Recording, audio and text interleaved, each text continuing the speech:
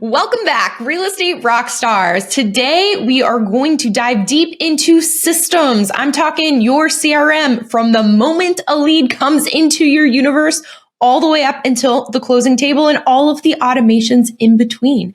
We also dig into campaigns within your CRM and lead magnets to capture information automatically. We wrap up the show with how to get started if you're not naturally a salesperson, which, if we're honest, is most of the people out there, right? Today's guest is Caroline Hobbs out of Silicon Valley, California. She's been an agent for 15 years and closes roughly 80 million in volume annually as the leader of a small brokerage of 6.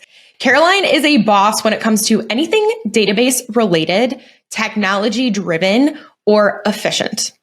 Real estate rockstars, welcome Caroline Hobbs.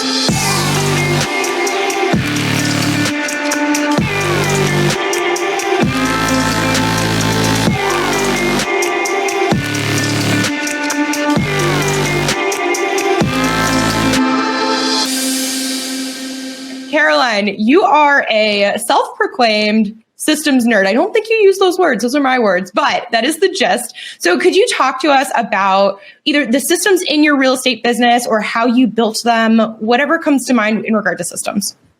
Absolutely. So I've been in real estate for about 15 years. And when I first started, I worked for an agent who was at the time ranked number one throughout all of Keller Williams internationally. And at the time, this was back in 2008, she had a database of over 10,000 people. And I mean, this is before most CRMs even existed. And so having a database that size was really unheard of. And it was my job to organize and kind of figure it out. Little did I know at the time that that training was going to really set me up for the rest of my career. But yeah, so if you ask any top producing agent, your CRM is like your number one best friend in real estate. It keeps you connected with every person that you meet, keeps your past clients organized, and hopefully gives you opportunity to market to them throughout the year so that you can stay top of mind and earn referrals. So that's kind of what we focus on in our office and on our team and in the systems that we're building is how do we make it easier for agents to elevate the customer experience for their clients without adding more tasks to their everyday job, because we already have way too many things to take care of. It is so true. And I know that like everyone listening, they're like, man, I know that I should be using my CRM and I'm going to get to it maybe tomorrow, maybe next quarter, maybe next year, because there's some like mental hurdle about it. And I think it's because a lot of agents, they're, intimidated because they don't really understand it. So I guess, how does it work for the agents in your brokerage who you work with in using their CRM? So we make it really easy for every single lead to just kind of fall in there, with the exception of the contacts in your cell phone. We are currently on Follow Up Boss, which is very convenient, has a mobile app.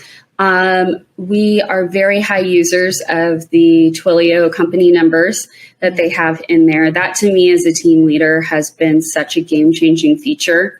Can you what do you mean by that? What is that? Okay, so there are kind of like these smart numbers that are automatically assigned to your profile. So as an agency owner, I have company numbers, and then each of my agents are assigned a phone number as well. We retagged the company numbers and kind of switched them up a little bit.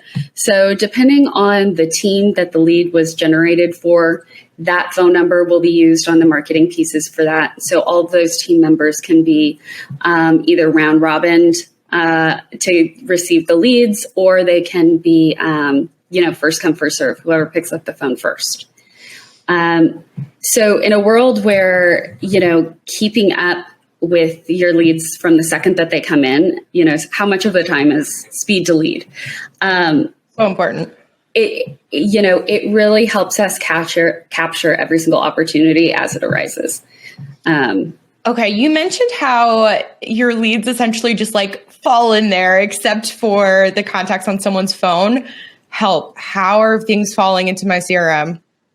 There's a lot of different ways. So, it depends if we're talking about like different marketing companies where we're talking about realtor.com or Zillow or whatever it is. Follow Up Boss has some pretty cool features built in where it'll actually scan your email address. And so when it sees emails from certain addresses, it marks them as understanding it's a lead, and then uses image placement tags to be able to read it and create the new contact in your database. Okay, so to confirm, so what we're saying is Follow Up Boss is the CRM, and the CRM is attached to multiple different lead generating marketing strategies. So whether you're paying for ads on realtor.com or you use some other examples, but basically it's connected. And so when a lead comes in from that source, it is automatically added to Follow Up Boss and assigned to whichever user on the internal Follow Up Boss, like CRM side, to action that lead. Exactly. Okay. Oh, nailed it. Yeah. So, I think part of the problem why realtors don't end up using their CRM as much as they should be is right now you have to go into a lot of different places in order to even transact, whether it's your MLS, your forms program, maybe your office has a different CRM than what you're using or some kind of backlog system. People are having to go and duplicate efforts with putting different things in. So that's one of the things that we're trying to accomplish at our office. I am a firm believer that if you're putting information into the system more than once, it's inefficient. 100%. So there needs to be, and I think that's kind of one of the areas that's been lacking in real estate, is there's so much more technology that is so much more robust in other industries that just hasn't trickled into our industry. And so by looking outside of the box, we've been able to integrate and implement some additional tools that are really game changers and just are not available through traditional softwares that realtors find. Yeah, I totally agree. I think that the CRM would be used a lot more readily. You're right. If it wasn't duplicating, actions throughout different pieces of software. Are you using like Zapier to connect those systems to your CRM, or what does that look like?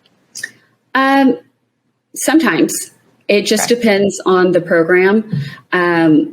Because we are actually building our own CRM right now from scratch, it's more of native integration partners via API that we're using, which is kind of just a bridge over Zapier. So we don't have to actually go through that third party to complete the actions, so to speak.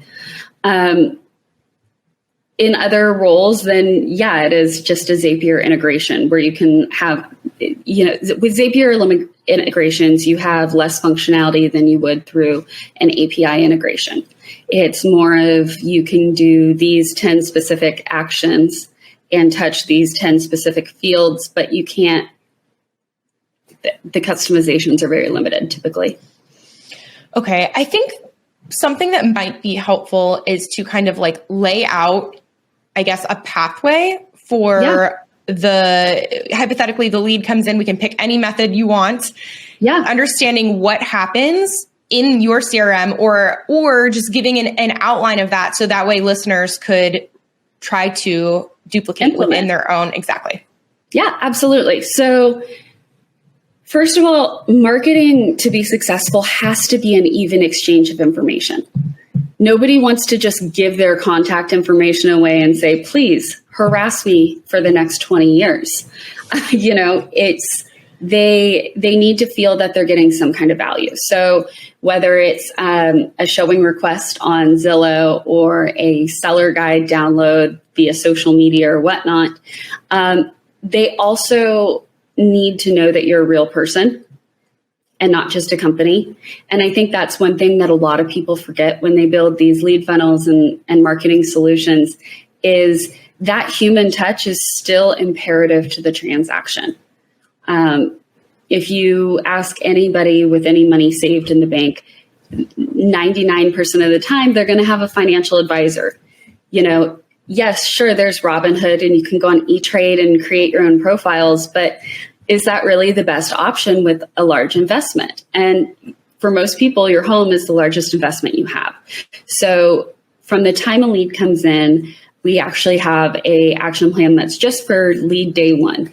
And that when that happens, they're going to come into the database. They're going to be assigned an agent. They're going to be set up on a home search based on their criteria they were looking on or the property that they requested. They're going to get a call from their agent. And if they are not able to connect via phone, they'll get a text message from the agent introducing themselves and a call the next day. Days 2 through 24, depending on whether or not you made contact with the person day one or not, really is for providing information about our brokerage, our services, what you can expect from the home buying process, along with personal touches via social media. We friend request them on day one. Smart. Yeah. And then do retargeting on everybody in the database as well, so that all of our posts stay in front of our audience and we stay relevant throughout. Okay. I want to come back to this, but I just want to make sure I'm asking questions along the way that, listeners might be thinking. Totally. So the lead comes in and they're automatically set up on, that home search based on whatever that criteria was. And the trigger that happens on the back end is it alerts the agent it's been assigned to, and then that tells them to reach out. Is that exactly? Okay, gotcha. And that happens or doesn't happen. But then you said from day 2 through, I believe, 24 was informational. And so is the majority of that through email campaigns, or besides the personal touches, where is the bulk of that happening? Yeah. So emails will go out every 4 days, just talking about the buying process. The first email that goes out is a video email where it's an introduction of the assigned agent, just saying, "Hi, I'm so excited to help you with your home search. If you have any questions, my contact information is listed below. Also is a link to my calendar where you can schedule showings with me." And the video, is that through Follow Up Boss, or is that BombBomb or some other app? It's an unlisted YouTube video. Gotcha. Okay. Sorry. Go on. Just make it easy. Yeah. So days 2 through 24, there's emails that go out, but then there's also text messages that go out, as well as scheduled phone calls. So right now with Follow Up Boss, anytime you have a task assigned to you on that day, it's going to come up on a hot sheet. I'll be building a similar functionality out on mine, because to me, that has been such a game changer for my agents. I tell them every single day, I'm like, don't worry about anything else. Take a look at your hot sheet. That's going to list everybody that has been opening emails, viewing properties that you're assigned to. It will also list all of your assigned tasks for the day. So every person that you're scheduled to call for that day is listed right there, making it really easy for you to just kind of go down the checklist and mark things off. Do they call with their Twilio number that's been assigned to them? I always recommend it. It logs the call better. And with text messages and things like that, it logs the communication as well. Different brokers have different rules as far as logging communication throughout a transaction. Some brokerages will actually have you copy and paste all of your text messages into a file to submit. This kind of just keeps it all centralized in one location, so you don't have to worry about anything being lost, and it helps reduce risk in case of a lawsuit at some point down the road. Okay. Gotcha. So from that first 2 through 24 days, there's a series of information, there's video, there's text, there's calls, you're friending them on Facebook, you're shooting them a DM, all the love. And using the hot sheet as the reminder, it's all automated through Follow Up Boss to provide the agent, this is what you need to do, your task list for the day. Exactly. Exactly. Okay. Then what? From there, they kind of fall into a nurture area. For my team, anyone that goes into nurture and hasn't been followed up with, after about 3 months, they go into a lead pond where we use those for new agents as they join the team to get them up and running. Make some calls. Reinvigorate those leads. Yep. And it's funny because it's, depending on the lead source, kind of depends on how quickly that lead is going to transact. A lot of these new live transfers that Zillow and Realtor.com are doing are really effective because of the fact that they've already talked to an ISA on the phone. They've confirmed that they're in the market. They've confirmed that they're not working with an agent. They're being passed off to you. And then, your job is really just to set the appointment. Right. They already picked out a house normally. Exactly. I want to see this house. Okay. I accept. Great. I have the keys. Yeah. Yeah. So a Zillow lead could convert, 1 to 3 months generally. They're very quick to convert. A lot of pay-per-click leads are going to be closer to the 3 to 5 month mark. As far as transacting, social media leads are usually going to take 6 months plus to convert into any kind of business transaction. So, one of the things that is my mission this year is really measuring profitability and ROI depending on the lead sources. Most agents probably don't do this, but I would implore that you do, is making a business plan for the next year at the end of each year. We go step there and actually do it quarterly. We review all of the programs that we're signed up for. Are we using it? Are we not? Is this dead weight? Is this necessary? And we kind of just take everything to the chopping block. No reason to spend money on extra programs. Right. But I also am a serial product tester. I sense that from you.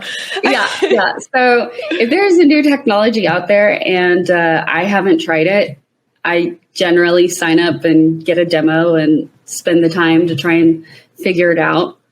Dude, that's so cool, but also so exhausting. Every single day there's a new cool app or AI or whatever, and it just leaves my head spinning half the time. Yeah. So it's interesting. I can see overlaps in people. You start to see trends in what agents are asking for as you start to see the products that are coming out. You also start to see what's been successful with larger teams because they use all that market data to improve their products. So it's neat to see their roadmap also and where they're aiming to get and trying to understand if it's a duplicate product or if it's, is it a bell and whistle or is it something that is actually going to bring in more business or automate my business so I'm spending less time on menial tasks. What are your favorite things now? What's working now, Caroline?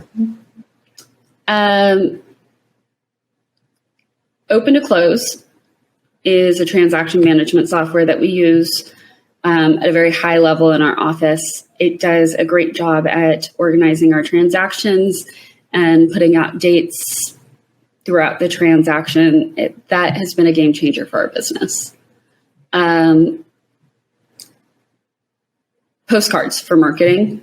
I send out these little plastic postcards that have a Starbucks card on it. I was trying to see if I have one here on my desk somewhere. You can send one to me. I will allow it. But I think that the last couple of years I've gotten about a 7 times return on my investment with that. So it's great. I mean, that's what we're all looking for, is how can we get the word out there about our services, spend less money, and keep the business coming in. And I assume that you're doing this also through your CRM because, you have the clients, and are you assigning them based on all of our hot clients, ABC, whatever categorization you want to do, and then you set them on a reoccurring Starbucks thing, or how does it work? So that is for mail postcards, mainly just for leads. So that's outside of the CRM. However, we do use a dynamic QR code that lands them directly into our CRM. As soon as they scan it, it pulls. Is that a special app, or how do I get a dynamic QR code? I have so many questions, Caroline. Yeah. I get mine through my printer. My printer is called Dynamic Card. They're out of San Diego. Ivan Farber is the owner of that. So I use that. There's companies like Thanks.io that also use it. A lot of people are using the Flowcode technology. Flowcode is a QR code maker. I've spoken with their marketing department and CTO team in the past. You can get QR codes through them, but even on their highest plan, you'd be paying like a few $100s and only get like 500 QR codes versus, I mean, most people's farms are a lot more than 500 people. So if you go through a printer, it usually doesn't cost you anything extra. And on top of that, you'll have one for every single piece of mail that you send out. So if you send out 5,000 pieces, you have 5,000 QR codes and you're not being charged for it. So really, it's better to partner with a printer that is on their enterprise plan. Makes sense. If you're doing like large volume mailing. Thanks.io also has it natively integrated. They are very inexpensive for a farming tool. Pretty simplistic. I do like the Canva interface where you get to make your own designs and things like that. And they have that handwritten printing that people love. So, you know, there's a lot of different tools out there. Again, I think you're always trying to figure out how are you going to get their information and how are you going to let them give you their information? You know, like what's going to entice them to do that?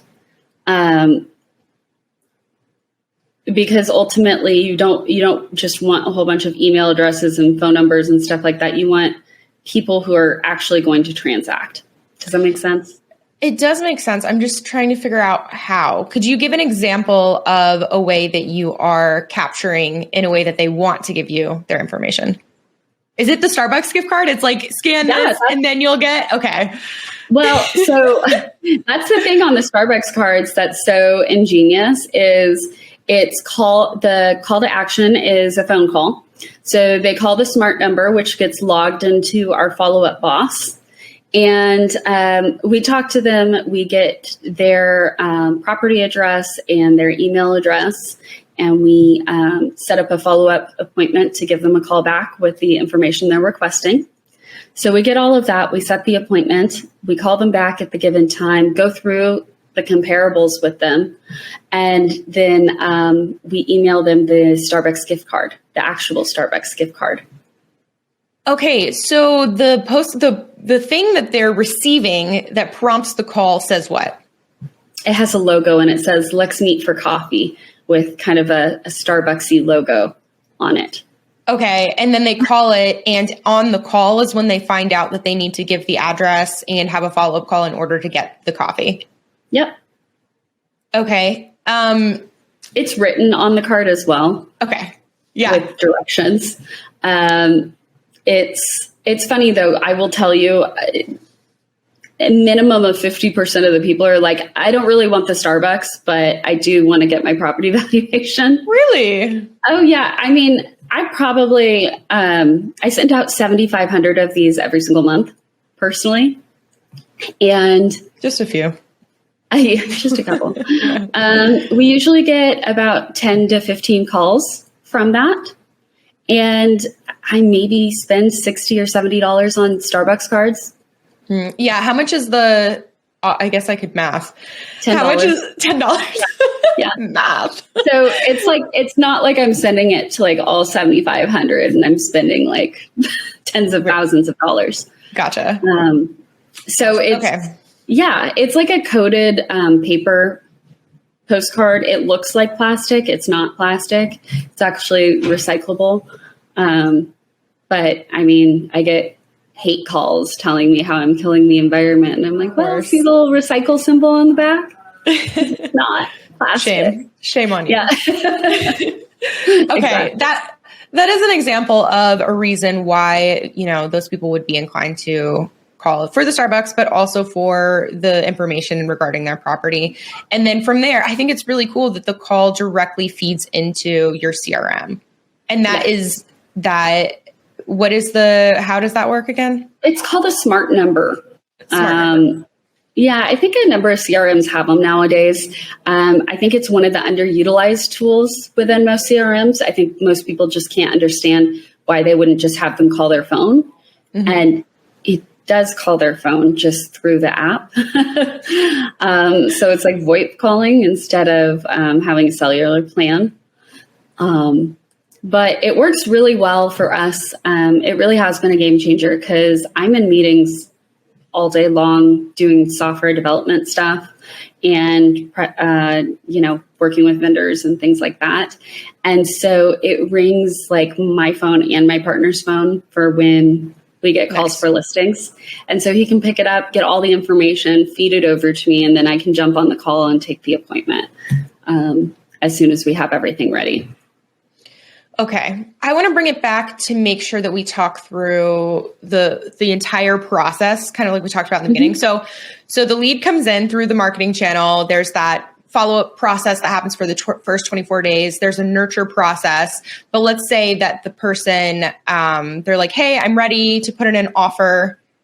Can you take us through like the offer, contract accepted until close? I know you mentioned open to close.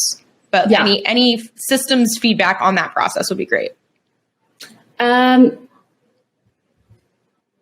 So open to close is a form-based program. So if you've ever filled out like a Google form or anything like that before online, it's very similar. So by filling out that information, it now has the information required to plug it in later in the transaction at different designated points. So if I was saying, for example, that we accepted an offer and it has a financing contingency, then it would ask, what is the financing contingency removal date? And that would go into the calendar and it would send an email to the other side of the transaction the day prior saying, this is just a reminder, your contingency removal is due tomorrow. And then on the day of, it would say, just a reminder, today your contingency removal is due. Okay, so hypothetically, my offer gets accepted. Yay! Yeah. I, the agent, goes back and I input via a form, essentially, all of the different pieces of the contract to close puzzle. So really thorough upfront. And then the system intakes that information and populates it probably into a calendar that you can view that has, the inspection dates and X, Y, and Z. Creates the timeline emails at the very beginning automatically. Okay. That gets sent to probably myself, the client, maybe the lender. Yeah. Okay. So do you still use a TC? My assistant acts as TC for our whole office and uses this program.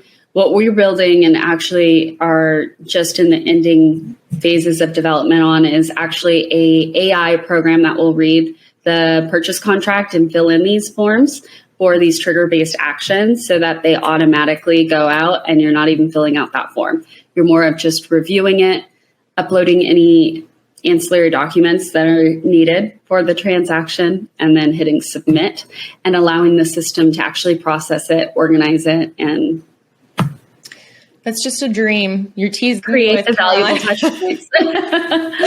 Very cool. So open to close, do you think that that's software that a solo agent who does maybe 25 deals a year, is that something that they should do? Or is this more of like for brokerages?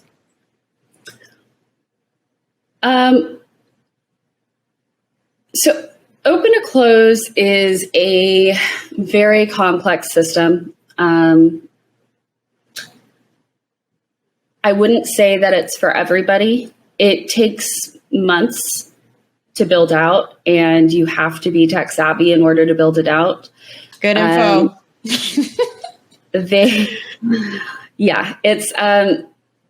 It's not easy to build, which is one of the reasons why, like, after building it, we were like, oh my goodness, like, why does every single person have to continue doing this? I do believe it's on their roadmap to kind of have some templated builds in there for agents and teams to adopt on the spot. I think it depends, though, really on how many transactions per year you're closing. Are you closing 10 to 20 transactions a year? Are you closing 50 transactions a year? It's because it is a financial investment. And I think it depends on what part of the country you're in. How much are you actually making on every transaction that you're closing, on whether it's worthwhile. How much do you guys spend on it monthly? I actually have absolutely no clue. I think it's about $300 or $400. I think it's like $400 monthly because we're on the pro plan. Okay. But building it was significantly more expensive than that. It took 2 people 6 months to do, like, full time. Oh my gosh. Yeah, so, I'm listening. I'm not doing open to close anymore. I'm that one off my list. Here's the thing: is it's like if you have a big team or like, it's worthwhile for the long run. Absolutely. Yeah. It's one of the reasons why in the tools that we're building, we're rebuilding that kind of software technology into it so it can all be included as a part of your CRM and transaction processing. Gotcha. So your systems go from primarily Follow-Up Boss, and then once it goes under contract, it switches to open to close. What are your other major systems that you guys use? That's it. I mean, we use a lot of things for like marketing tools and whatnot, but as far as our major systems go, outside of that, we don't need anything else.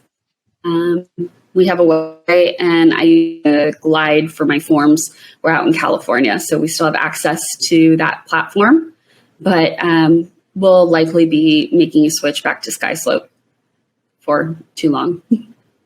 Gotcha. Mm-hmm. Okay. So a lot of times when people think of systems, just like CRM, they kind of like black out a little bit. They're like, man, I know that I need that. I don't even know where to start. What would you say would be a helpful way to start building systems within your real estate business? If you're a solo agent and you're doing 25 transactions a year and you have no systems. Pick a CRM, pick an open API CRM. Follow-Up Boss is very easy to build and inexpensive. It makes integrations really easy to add bells and whistles as you decide to grow through your marketing and different tools and everything that you use. Get a CRM and use it. Set up the action plans and set up a phone number and just use it. Most people take a look at technologies and only utilize like 15 to 20% of the tools available in them. Just rip off the Band-Aid, spend a weekend, put yourself in a hole and just watch YouTube videos and look at the capabilities out there, because there's a lot of information and there's a lot of training and there's a lot of agents willing to share information if you just ask. Would you recommend hiring it out? Like, I hear this all the time too. People are like, I know I need campaigns. I don't want to take the time to think through what I want all these email messages to say. Can't I just hire someone to write them for me? What are your thoughts on that? I think I've hired people to write them for me 3 or 4 times, if that says something. At the end of the day, it's your voice. And the emails are going to be a reflection on you. So it doesn't matter what they say, but make sure that it's a positive reflection on you and that it's doing business the way that you want to do business. Like, for example, I had an agent I was interviewing yesterday to come on to our brokerage. And he was telling me about an email that his system sent out in April of 2020. And it was so like blind to what was going on with the whole virus. That was while we were in lockdown and people were scared. People didn't have their jobs. Nobody knew how they were going to make mortgage payments. Like, there was a lot going on. And their system sent out an email about saving money using us, get information from us on. And he's like, I literally watched 200 people unsubscribe from my mailing list that single day. Wow. Yeah. And so I think, it's great to have things easy and done, but I think there's also, a balance with that and making sure that the messaging is on point. So I caution against hiring and spending a lot of money on email templates of any kind. I think that one of the things that I do is I actually, every single time I have a different CRM, I download and I put into a file all of the email templates that they had preloaded into their system.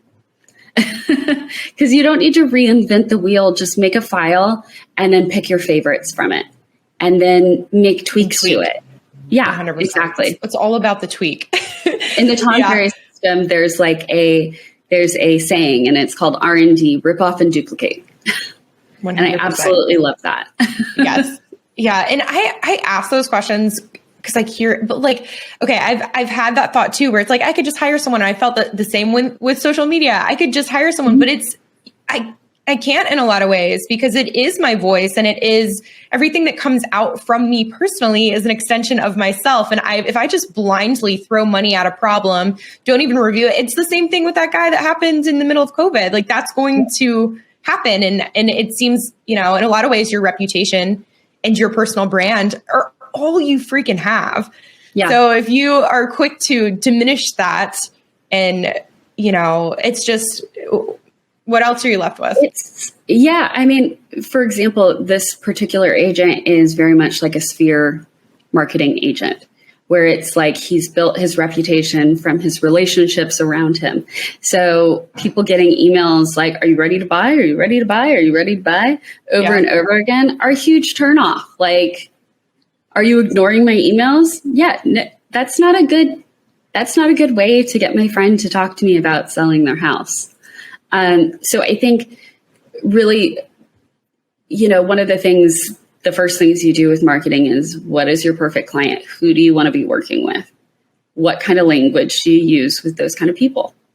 I think before you write any content, you should always read Phil Jones. He's exactly what to say. Yes, yeah. Absolutely. Change the way your brain is thinking and come from a place of value. And I think you'll get much better response rates. Okay, so we have your marketing is pumping, leads into your CRM. We have the open to close on the back end. Are there any other primary? I'm trying to think about any other. What did we miss? What is something that you think is really important for you and your business? You're systems oriented that you would like to talk about? Honestly, it's just building the discipline to use the technology that you have, to be honest. I think that's people's number one struggle, and to network with other agents. Ask people what tools they're using, just like you're asking me right now. And there's so many things out there, and there's so many opportunities, and there's more companies popping up every single day. Not everything is going to work, but give any kind of marketing efforts that you're doing at least 6 months. Otherwise, you're shortchanging it and not really giving it the opportunity. Most marketing does take at least 6 months to kind of pick up and start seeing a return on. So give yourself that time to really focus, find your voice, and put out pieces that are more meaningful. I think time blocking is a huge tool that I use in my own calendar to make the time for those different efforts each month. Are you a Gmail? Where do you keep your notes, your tasks, your to-dos? Like, I use Notion, or, some people use Evernote, or some people have sticky notes, or maybe you don't have this at all. It's in your brain. There's a lot in my brain, and I kind of just speak out loud to like my assistant who sits kitty corner from me and listens to me talk all day. But we also use Monday. I utilize task boards in Google. I really like those because you can assign dates onto calendars. So for like things coming up, trainings and whatnot, with like sub actions and things like that. It's kind of like a Trello where, you get to move things from column to column. I love the move. I use Trello and it just feels so good to keep it progressing. Yeah. So, I mean, I think at the end of the day, it really doesn't matter what you're using, whether you have KV Core or Chime or whatever. I think that, I always have a notepad with things that I'm like writing down so I don't forget. But it's more of just a reminder to put them back into my system. Into a system, like that. Totally. Yeah. So if it's written on the paper before I leave, I have to have it in the computer. That's exactly how I am too. And like my catch-all is my email. I use Superhuman and I love Superhuman. And so if I'm ever like out, I just like take a screenshot or like write myself a screenshot and then just email it to myself. And then I know that it'll come back in and then I can organize it in Notion or put it on a Trello for my VA or whatever. So love it. Yeah, just sharing, Caroline, because why not? Yeah. I've never used Superhuman. Oh my God, dude. I will geek out on that. So my question, I guess, for you, because I don't email through my CRM. I use Go High Level, and within Go High Level, I mostly use it for, there's so much I can do, but I, store my contacts in there and I do all my notes and my reminders to follow up. But whenever I do need to send an email, I still go to Superhuman just because of how amazing it is. But curious, do you send your email through your CRM, or if not, what do you use? Well, funny you say that. So right now we're using Constant Contact for our like newsletters and things like that. We do send some email through Follow Up Boss, but I also noticed that the deliverability rates are really low when you send through Follow Up Boss. Yeah. So I don't love it for that. Go High Level is actually where we're building all of our new software. No way, dude. Yeah. That is a beast of a program as well. It is such a beat. And that's the thing, like you said, we're only using 10 or 15% of its capability. I'm like, that's me with Go High Level, baby. Yeah. But that 10 to 15% of high level is like 40% of a regular Another CRM. Yeah, totally. Yeah. Just because it has so many. It's been helpful consolidating, because I used to use, Jotform, and then it would populate onto like a Google Sheet, and I would send it to a VA to like import to a CRM. And now it's like you can build your surveys right in Go High Level, and the results automatically populate. It's just, it takes, and like the landing pages, it just takes a lot of things that were separate before and puts it into one platform, which is so nice. Yeah, I think for anyone listening, it's really important to know, like, Go High Level is a sales and marketing platform. So it's used primarily for SaaS businesses. It's not a real estate CRM. Real estate CRM. Yeah, good point. Yeah. It's not right now. I'm building it to be, but it is very much not a real estate CRM. So while it has a lot of capabilities for marketing and reporting and things like that, I think Follow Up Boss is better for your needs, listeners. Yes, yeah, exactly. Like for getting started and getting onto a technology that you just need to use, look at Follow Up Boss. Yeah, it's funny you say that. That's also the one I recommend, because agents all the time will be like, "Shelby, what CRM are you using?" And I'll be like, "Well, Go High Level, but you should probably use Follow Up Boss." Yes. So. We're building it out to be a lot easier for agents to use, and bringing in a lot of those outside components into Go High Level to create kind of like a super system where you can write contracts, view stats on your team, do marketing, and, Yeah. Someone told me the other day, and I have not found this yet. And I don't know if they're talking about like opportunities where you can move contacts like in Trello, kind of. I don't know if it's that, but they said that there was like a Trello feature in there where you could do like tasks and build out, which I don't know. Do you know that? Is that possible? Yes. Yes. Okay, great. So, more to learn, Caroline. Yeah,